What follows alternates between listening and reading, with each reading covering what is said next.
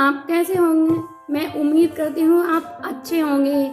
तो मैं आपकी अनु आज इस ब्लॉग को लेके आई हूँ। तो मैंने अपने ब्लॉग का टाइटल रखा है मोटिवेशन एंड म्यूचुअल फंड। तो मोटिवेशन इसीलिए क्योंकि मैं हाउसवाइफ को मेन मोटिवेट करना चाहूँगी। मैं कुछ नहीं हूँ, मैं ये नहीं कह रही कि मैं बहुत कुछ हूँ या मैंने बहुत अचीव कर लिया, ये मेरी स्टार्टिंग है। लेकिन फिर भी मैं आपको ये बताना चाहूँगी कि हाउसवाइफ 75% ऐसी हैं जो अपना time online shopping, video swap करने में इस तरीके से अपना समय बिताती हैं, और बाकी 25% होता है वो अपने घर के कामों में, क्योंकि घर के कामों में ज़्यादा 25% ही दिन का लगता है। 75% तो ऑनलाइन शॉपिंग में है मोस्टली, क्योंकि घर पर हेल्पर लगे हुए हैं। लेकिन फिर भी मैं आपको बताना चाहूँगी कि आप अपनी नॉलेज को कैसे इन्हेंस कर सकती हैं। आपको जब भी अपना कोई टाइम मिले या कुछ भी स्पेशल कुछ टाइम मिलता है, तो उसमें आप वीडियो स्वैप करने के और ऑनलाइन शॉपिंग को बंद कर आप इसमें अगर अपनी नॉलेज सर्च करोगी, अब तो सर्च के लिए इतने सारे हम पे ऑब्जेक्ट हो गए हैं कि हम अपनी नॉलेज को बढ़ाना चाहें तो हमारी नॉलेज वैसे ही बढ़ जाएगी।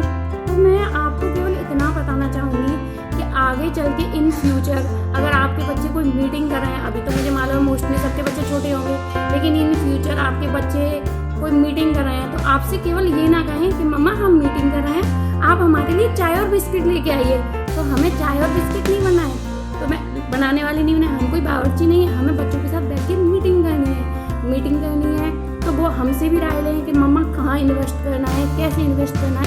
इसीलिए मैं आपको मोटिवेट करना चाहूँगी कि जहाँ भी आपको कहीं भी नॉलेज मिले तो आप अपनी नॉलेज को बढ़ाइए, इन्हेंस कीजिए। क्योंकि मुझे किसी ने बताया, स्पेशली मैंने जैसे अपने बाप पे काम करा है, किसी ने मुझे बताया कि दीदी आप अपनी पीढ़ी को जिस तरीके से आप अपना जी रहे हो, वैसे आप अपनी पीढ़ी को एक पीढ़ी और पीछे लेके जा रहे हो। तो हमें अपनी पीढ़ी को एक पीढ़ी नहीं लेके जाना है, हमें अपने लिए नहीं, कम से कम स्मार्ट वुमेन तो स्मार्ट हाउस। तो मैं आपको केवल यही बताना चाहूँगी कि जितना हो सके आप अपनी नॉलेज को बढ़ाने की कोशिश कीजिए। और दूसरी बात, चलो हम अपने दूसरी टॉपिक पे बात करते हैं। हमारा दूसरा टॉपिक है म्यूचुअल फंड। तो म्यूचुअल फंड के बारे में मोस्टली सभी जानते होंगे, क्योंकि इस समय म्यूचुअल फंड काफ़ी चर्चा में है। तो मैं केवल आपको ये बताना चाहूँगी म्यूचुअल फंड के बारे में कि म्यूचुअल फंड बिल्कुल एक स्टॉक मार्केट की तरह होता है। स्टॉक मार्केट में पैसा दिया, स्टॉक मार्केट में क्या होता है, रिस्क बहुत ज़्यादा होता है। तो जहाँ पर रिस्क होगा वहाँ पे बेनिफिट भी बहुत ज़्यादा होगा। और लेकिन अब लॉकडाउन के बाद ये कंडीशन हो गई है सबकी कि हमें रिस्क नहीं लेना है, हमें बेनिफिट चाहिए, क्योंकि सबके घरों की हालत सेम है। मैं ये नहीं कह रही कि मेरे घर की हालत बहुत अच्छी है, आपके घर की हालत, सबके घर की हालत सेम है। तो इसको थोड़ा सा इम्प्रूव करने के लिए मैं आपकी फ्रेंड इस ब्लॉग को लेकर आई और मैं आपको बताऊँगी म्यूचुअल फंड काफ़ी अच्छा है। इसमें आप थोड़ा सा भी पैसा, अगर आपकी थोड़ी सी भी सेविंग है तो आप इसमें अपना सेविंग को बढ़ा सकते हो, अच्छे रिटर्न्स मिल सकते हैं। तो इसी के बेस को क्लियर करने के लिए मैं आपको इस ब्लॉग को लेकर आई हूँ।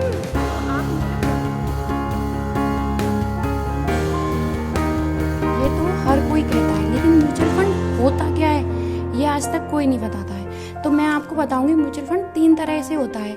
म्यूचुअल फंड क्या है, म्यूचुअल फंड के प्रकार क्या हैं, और म्यूचुअल फंड से हमें क्या बेनिफिट मिलता है। तो मैं आपको बताना चाहूँगी कि म्यूचुअल फंड 2 शब्दों से मिलकर बना है, कॉमन फंड, कॉमन और फंड। कॉमन मीन्स होता है हम सब लोगों का पैसा, और फंड मीन्स होता है जहाँ पर हम सबका अपना पैसा इकट्ठा करते हैं, उसे हम कहते हैं फंड। म्यूचुअल फंड हो गया जब सब इन्वेस्टर अपना पैसा जिस जगह पे इकट्ठा करते हैं, उसे म्यूचुअल फंड कहते हैं।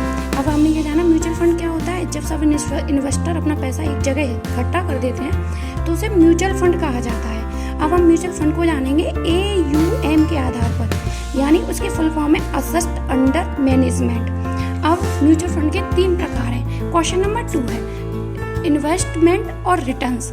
इसमें इन्वेस्टमेंट क्या होता है, ये तो हम इन्वेस्ट कर रहे हैं और एक बंदा हायर करा जाता है जो कि हमसे काफ़ी ज़्यादा कैपेबल होता है, उसे नॉलेज होती है कि कौन सी कंपनी से हमें अच्छा रिटर्न मिलेगा, कौन सी कंपनी से हमें बेनिफिट है, तो वो हमारे पैसे को इन्वेस्ट करता है कंपनियों में। अब हम जानते हैं कि अब तक हमने जाना म्यूचुअल फंड क्या है, अब हम जानेंगे म्यूचुअल फंड के कितने प्रकार हैं। म्यूचुअल फंड 3 भागों में डिवाइड किया जाता है। एक होता है equity mutual fund. Equity mutual fund में क्या होता है कि कंपनी जो हमारा पैसा है वो स्टॉक मार्केट में लगाती है। स्टॉक मार्केट में लगाती हैं, तो स्टॉक मार्केट में जैसा कि आप जानते हैं स्टॉक मार्केट में रिस्क ज़्यादा होता है, तो जिसमें रिस्क ज़्यादा होगा उसमें बेनिफिट भी ज़्यादा होगा, तो हमें बेनिफिट भी उसमें अच्छा खासा मिल जाता है।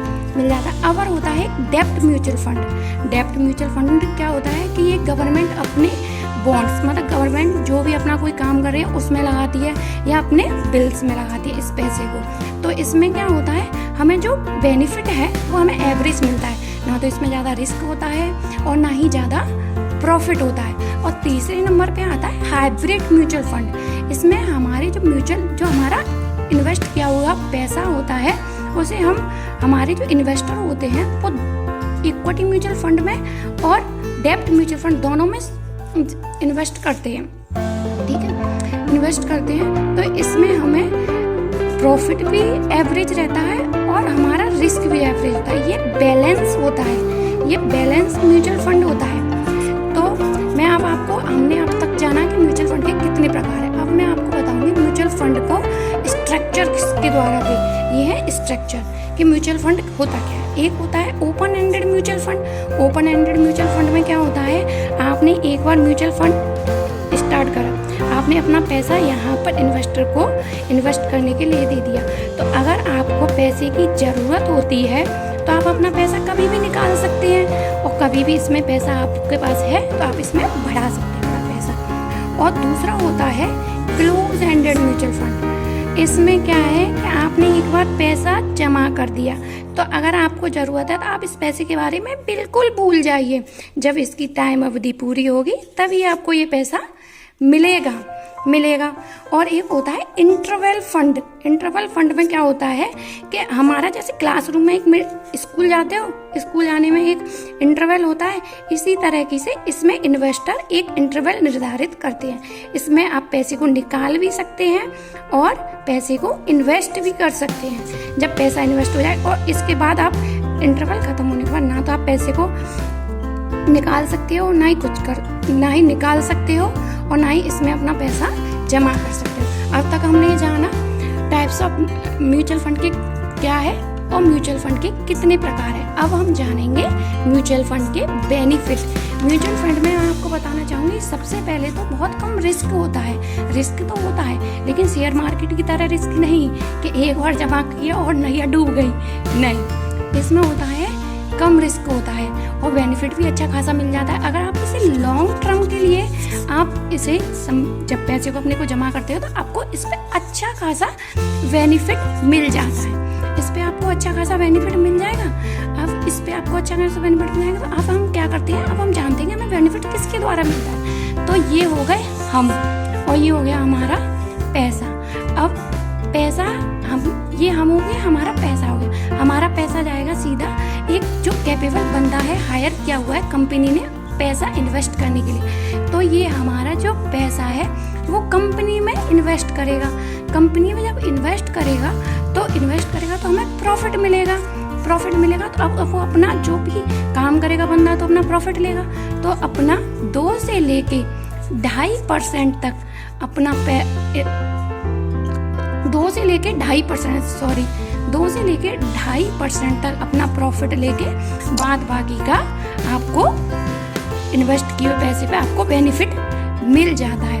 तो मैं आपको बताऊंगी और मेरा पर्सनल व्यू है कि आप अपना जो भी पैसा है वो ना तो आप फिक्स डिपॉजिट कीजिए, ना ही गोल्ड में सबमिट की। गोल्ड खरीद लिया, सोचा पैसा बेनिफिट मिलेगा, तो गोल्ड तो अब केवल बैंकों की ही शोभा रह गया है।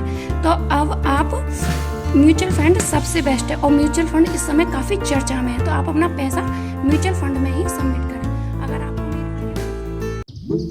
शेयर करें, सब्सक्राइब करें। थैंक यू, बाय बाय, जय माता दी ऑल ऑफ यू।